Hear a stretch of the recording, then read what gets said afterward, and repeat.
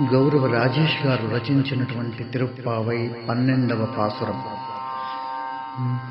పాదములను తడిపెను పాలధార బురద, మస్తకములను తడిపే మంచుధార.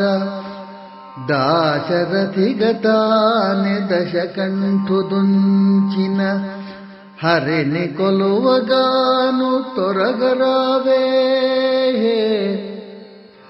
పాదములను తడిపెను పాలధార బురద, మస్తకములను తడిపే మంచుధార.